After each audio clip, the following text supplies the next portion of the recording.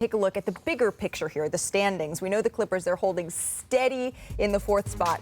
I want to focus in on 5 through 10, where it feels, as Stephen A. would say, it's fluid. Things are fluid. The Western Conference games, they're becoming must-see TV because if you miss one game, you might not know where your team is in the standings the next day. So Kendrick Perkins, as you're looking at the teams that are seeded 5 through 10 here, which team do you trust the most to win a playoff series? It's the team that we just spun the entire segment on, the New Orleans Pelicans. And I know they're young, but in the words of those old people, those old great women down there in New Orleans, they got old souls, baby. And they actually do. Because when you look at their roster, you look at a guy like Herb Jones, right? 4 years of college. He had growth in college, right? Maturity.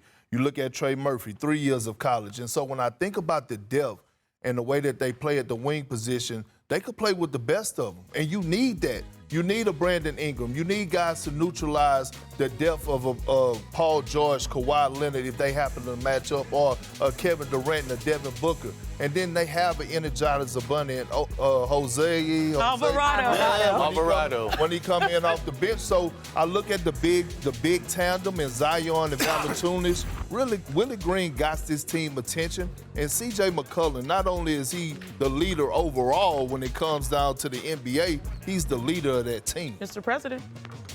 I'm going Dallas Mavericks. I thought about Warriors. I love the way they've looked recently, but they're in that 9-10 spot. They got to get in first. I thought about Phoenix. They have the star power, but I just got to see it. I got to see their defense. They don't stay healthy. I'm going Dallas. They have one killer who nobody wants any part of in a 7-game series, and that's Luka. And Kyrie has been every bit the A+ number 2 option. This offense is unstoppable unless Max Strus is hitting half-court shots, right. I guess. So I'm going Dallas. They're a dangerous. Here's the reality. One of these, you're facing the top 4. These are juggernauts. It's a hard road for any of them.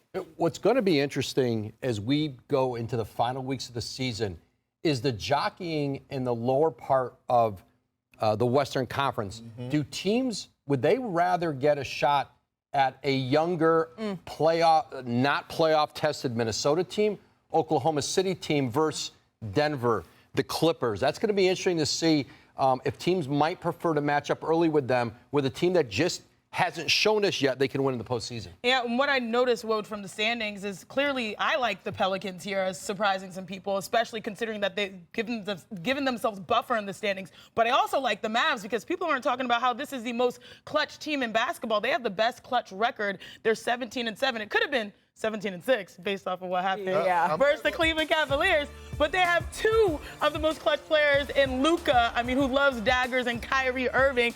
And so if it comes down to the wire, and if you're going up against one of these top teams, they're going to be like, hey, we're the Mavs. We're built for this. But what? Ma'am, you're going to pick one of the 2. Is it the Pelicans or the Mavs? I'm not going to let you strap the fence. Okay, I'm from the South, baby. I'm going with the Pelicans. Here's what I like about the Pelicans. So much of this is matchup dependent. The Pelicans feel like maybe they're the one team that isn't, they got a little bit of everything. They can do a little bit of everything. So it feels like, okay, maybe that's a reason to lean into them. They have so much flexibility. They're a mystery box to me. I don't know what they are. I can't trust them yet. Well, maybe you can trust them tonight, particularly Zion Williamson against this team.